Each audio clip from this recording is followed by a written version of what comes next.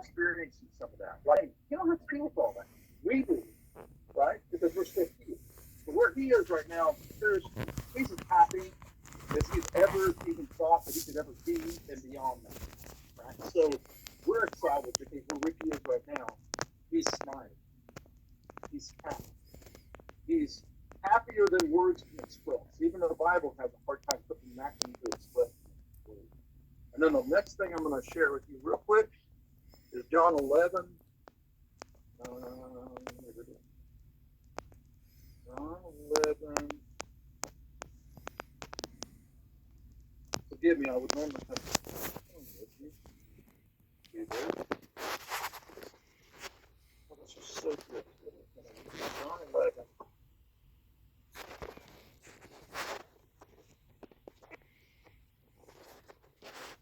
I'm going to look at it on my phone because I don't want to miss this. So forgive me, Zoom guys. I've got to share this with you. This is really cool. Okay. So this is Jesus saying this, so he obviously knows what he's talking about, right? Jesus says, I am the resurrection and the life. Those who believe in me, even though they die, they will live. For everyone who lives and believes in me will never die. So for those that, as my brother was saying, for those who think this is our time here and that this right here is Ricky, this is not. This is his old earthly body that he had here, and it was decaying, and it was just like all of us. We're all having to go through stuff. This isn't Ricky. And Ricky is with God. Right? He had that assurance. He knows what he knows, and he knows. And he knew that on this last day. So his last day in there in the hospital with him, and at the rehab, rehab facility. And we actually got to pray many times. It was prayed right then. He already knew that he was God. He already knew where he was going. And then he started on his own, and I hadn't really heard him do this. He started singing. He started singing to God. Like, he didn't always make sure it made sense of all the words that he said. But I know who he was singing to. That was amazing, because I had never really heard him. And so when I left there, he was in a really good place. Now, physically, maybe not, but his spirit, his mind, his stuff, he was right where he knew that he had that relationship with God. And then God took him that moment, allowed him to leave the pain and all the problems that he was dealing with, and allow him to be with him. It was just time. And that was a good time. God said, okay, now it's time to be with him. So he freed him of that. So if anybody wants to hear any more about that kind of stuff, I know that Ricky wants this out. This is what he wanted me to share in the church. That there is a difference between knowing about God and knowing God. There's a difference about having that reassurance that you know that you know that you know nothing can steal you out of God's hands. That changes everything about your life. And that changed a lot about Ricky. Thank y'all so much. I love my brother Ricky. Friends, everybody that knew him, loved him. He's that kind of guy. He just would do anything for you just to try to make you happy. He was a good guy. Michael, thank you so much for being such a great friend. All that you're doing here. And we love you, Ricky, and we will see you soon. Good deal. Bless you. All right. So we have Mickey on as well. And real quick, does anybody else want to say anything? I know Steve might be here for a few minutes. We got to go back to work. Anything anybody want to say about Rick or the relationship with Rick or anything?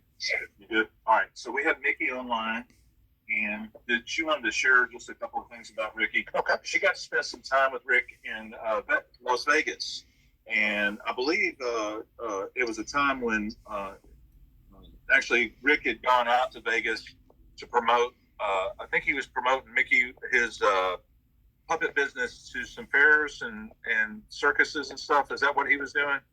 You remember? Can you hear? Yeah, I can hear. I'm Mickey Sullivan. I'm in Appleton, Wisconsin. And it was back in the 1990s where I was working at a convention, and I was working with Rick in this Las Vegas convention. I was working mostly with him for about 1 week in Las Vegas at this convention center in some casino in their convention center. I don't remember the name of the place, but I want to think of Rick, and here's a little duck.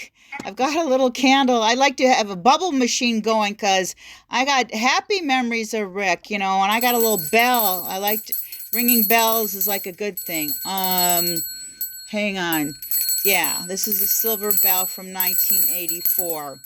But in the 1990s, when I met Rick, yeah, we had impersonators floating around, and we were taking pictures with, the Klingons and the Star Trek people, and Ed's impersonating Ed Sullivan and impersonator, and a Robin Williams impersonator. He didn't wear his name tag. He was not the real Robin Williams. I would know because I worked with Robin Williams in real life in San Francisco. But Rick and I became fast friends. We went out to eat different times, and he was such a good friend, and yeah, he was a free hugger, and hugs are free. So we laughed a lot. And it was great to laugh with Rick. Laughing is joy. And so, I'm happy. I consider this a celebration of life with Rick. And we remained fast friends, talking about family and friends over decades and decades. And it was wonderful. And Rick, I always call him Rick because he's such a wonderful friend. And I love Rick. And I know he's happy. He's not suffering anymore.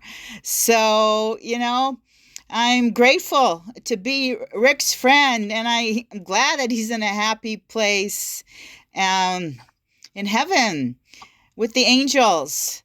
So thank you, everybody, and peace and love to everybody here, and remembering all the happy times with Rick and how he touched our hearts. And let that shine on. It will always shine on forever. So thank you so much. Appreciate it. Thank you, Mickey. Thank you for sharing that. Teresa Sullivan is online on Facebook Live, and she's saying what a wonderful time she had getting to know Rick and everything. We're going to wrap this up and everything. It's kind of chilly out here, but we just wanted to take